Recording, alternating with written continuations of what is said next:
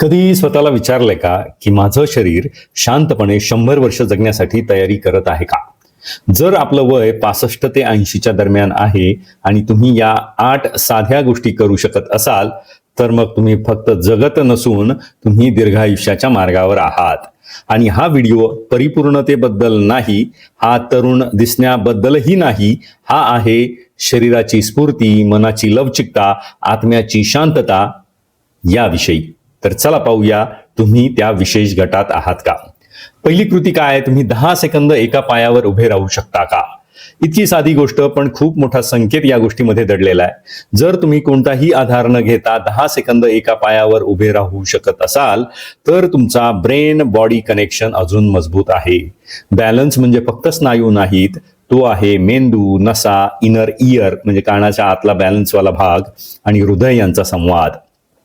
संशोधन सांगतं ज्येष्ठ नागरिक जे 10 सेकंद असा बॅलन्स ठेवू शकतात त्यांचा पडण्याचा धोका कमी असतो आणि ते जास्त काळ इंडिपेंडेंटली जगू शकतात.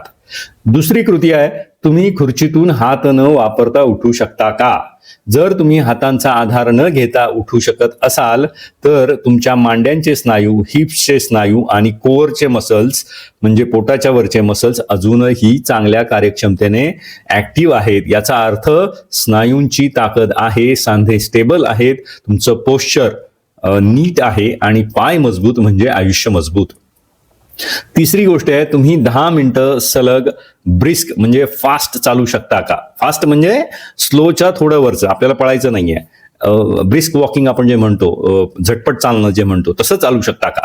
वॉकिंग स्पीड म्हणजे तुमचं बायोलॉजिकल एज.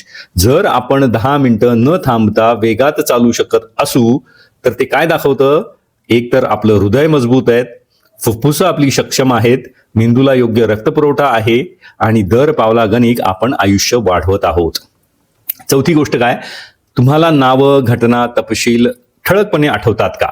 जर तुम्हाला कालचं संभाषण, एखाद्या जुन्या मित्राचं नाव, एखादी जुनी तारीख आठवते का? जर आठवत असेल तर तुमचा मेंदू अजून ऍक्टिव्ह आहे. मेमरी वयानुसार कमी होत नाही, ती मेंदूचा वापर मेमरीसाठी करायचं थांबवल्यानंतर कमी होते. म्हणजे त्याला इनॅक्टिव्ह केलं तर मग त्याचं तो अशक्त होत जातो. त्यामुळे जोपर्यंत आपण बोलतो, वाचतो, शिकतो, हसतो तोपर्यंत आपला मेंदू आतमध्ये नवीन न्यूरल कनेक्शन्स तयार करत राहतो आणि थोडक्यात तो कार्यक्षम आणि हेल्दी राहतो. पाचवी गोष्ट आहे,